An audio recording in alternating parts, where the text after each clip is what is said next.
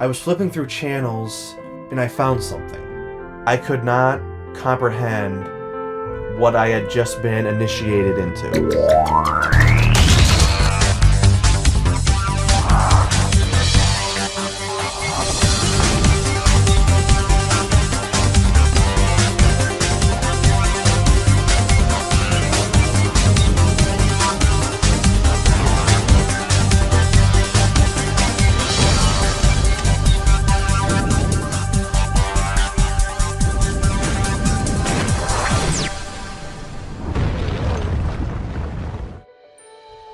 Sick of the same old thing, wanting variety, wanting something new, to branch off and see what there is to discover.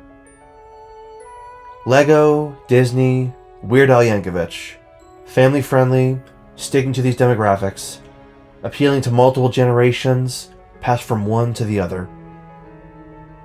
I adore the new adventures of Winnie the Pooh, Zootopia is my heightened obsession, and I respect Kingdom Hearts. Crossing the world of Final Fantasy with the extensive history of Disney.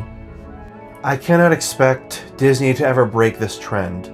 Why should they go in a darker direction? A cartoon, an animation, so incredibly removed from the norm that it deviates into something of its own entirety. Does such an IP exist? Television, the medium I've been a part of since the beginning. When I had non-functioning VHS players and could not wait for a full conversion to DVD. I amassed multiple favorites, primarily in my childhood, from PBS to Fox Kids, if any among you can recollect that. My absolute favorite on the public broadcasting network goes to Sagwa the Chinese Siamese Cat, a cherished gem, sitting high in my regard, way too good for the public broadcasting network. My very first anime, Digimon Adventure, reigns as a beloved favorite, much more emotional and darker, and in comparison to the contemporaries of Western animation, I had nothing to compare it to. By a blindsided reaction, Adventure 2 proved to be even greater. The cast are now young adults in the second season. This is also reflected by the darker themes implemented in this season alone. Truly did not think it could get any better. You went beyond the first season, raising the anime to a new height entirely. I could not fathom that Digimon was only rising. 1 year later, a new setting, a new cast came in the form of Tamers. This is the favorite of Digimon fans, collectively across the internet. This anime finally broke the demographic. This is where it was no longer a kid's show. Breaking what we expected on the Fox Kids network, this betrayed everything. I believe the most difficult genre to execute is horror. And the majority of horror films can only dream of being as terrifying and this impactful. It is this anime alone that inspired the name of this channel, Rated Exploited. In regards to being blindsided another time, I found my favor for books in the climax of the Silverwing saga. Yes, much like Digimon Tamers, these books traumatized me, made me sick, and completely ruined my love of reading by giving me the ultimate thrill I had craved for so long. By the time I started actively watching YouTube, the feed produced multiple recommendations, various channels on related topics, some that I was psyched to watch, some I didn't know I would enjoy until I watched. I took part in a Disney-related video relating to their top television shows of the animation variety. But one entry stood out. It piqued my curiosity. I could not comprehend what I had just been initiated into. Like Weird Al Yankovic, like Lego themselves, Disney rarely ventures out of the family-friendly demographic.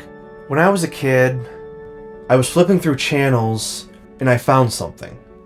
It was animated, a genuine cartoon, but it was dark. It was drama-focused.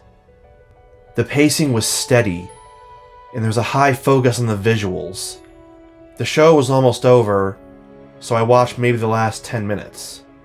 But it stuck with me. I didn't forget about it even though I never knew what it was. But in 2013, with the help of YouTube, I learned about a new show that surprisingly felt familiar.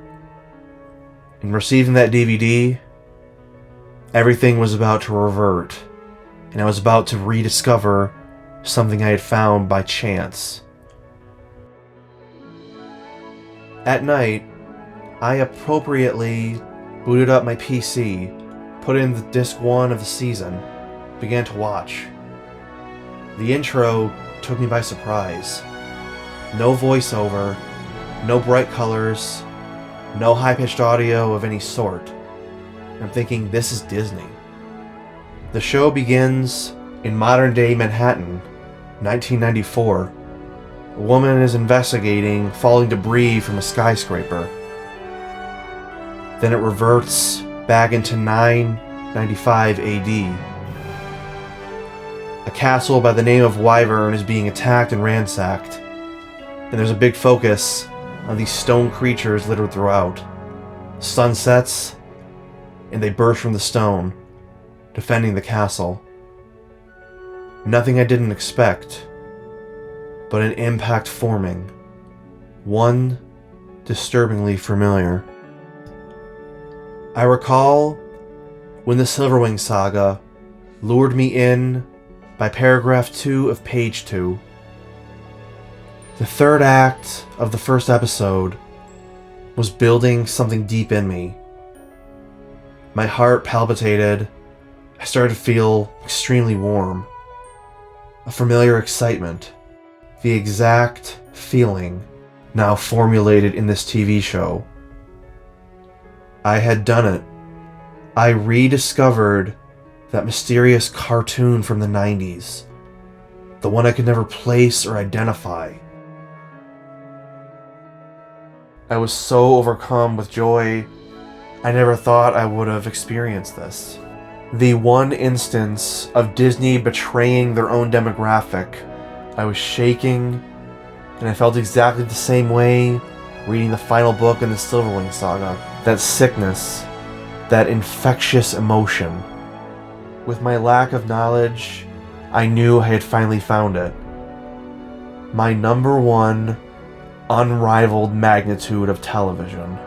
I was informed that it's underrated. I was notified it has a loyal cult following. But none could predict my instantaneous affection. The sense of being a kid in the 90s returned. Like I was getting up early every morning, checking out the newest episode of my favorite show, like a retrogressed time machine. The story's original, it's absolute genius. It falls into the genre of urban fantasy. 6 gargoyles being betrayed by the humans they swore to protect, encased in stone, only to be brought into Manhattan in 1995 by our very rich David Xanatos, believing the legend, once their castle rises above the clouds, they will reawaken. The first season is about them finding their purpose, why they're alive in the modern day, and who they have to trust and who they have to fear. But the brilliant thing about Gargoyles is that it never sets a villain, even from the first episode. It keeps you guessing. But throughout the entire run, you empathize with so many characters, including the evil ones. There's a major overlap between alignments, and who is a friend, and who is someone you do not want association with. Can you comprehend how ahead of its time that is? The show has clash of culture, species, and even philosophy.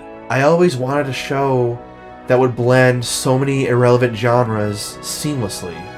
From sci-fi to horror, Shakespeare, world history, Norse mythology, detective noir, organized crime, and even the Illuminati. But themes and settings cannot thrive without an incredible cast of characters. Goliath is the lead, originally the only gargoyle with a name, dubbed by the humans.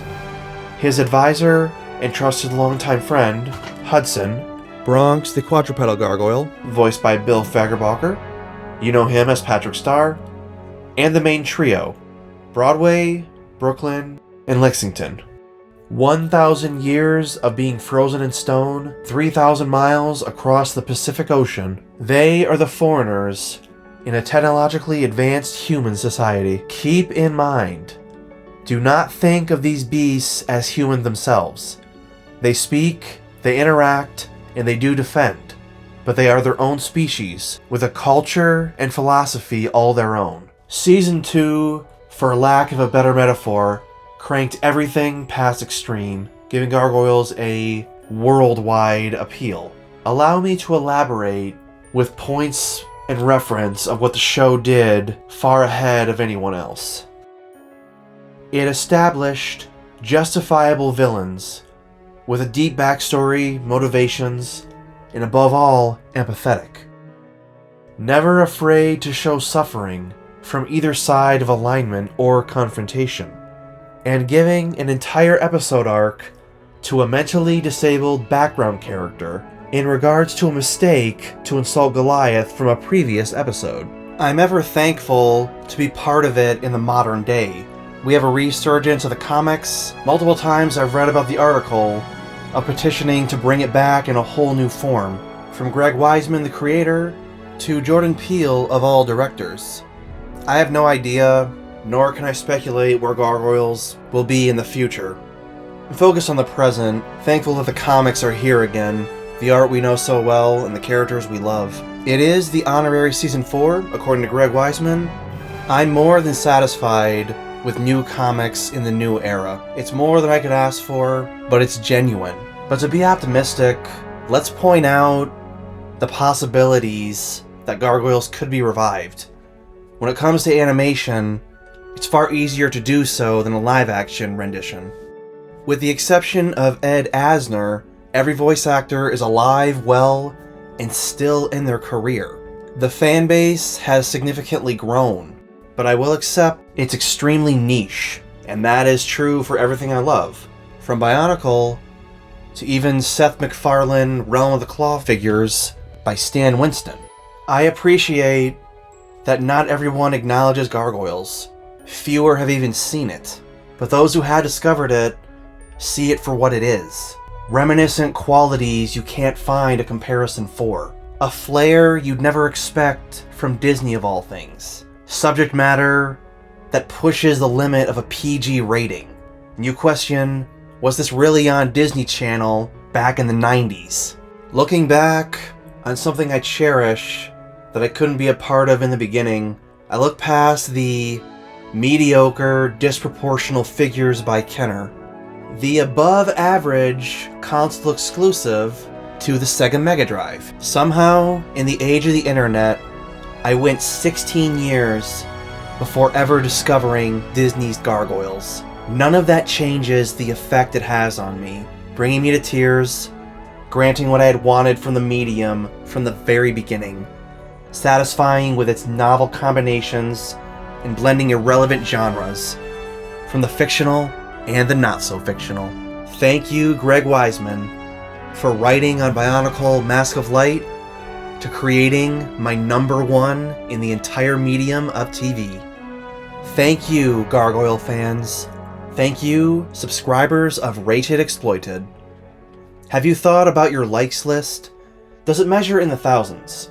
Why not add this video to that list? It's a simple yet valiant effort. You may forget it's even there, as early as tomorrow. Though I dearly hope you do not forget the channel, Rated Exploited. I am Rokalai, forever your fellow gamer.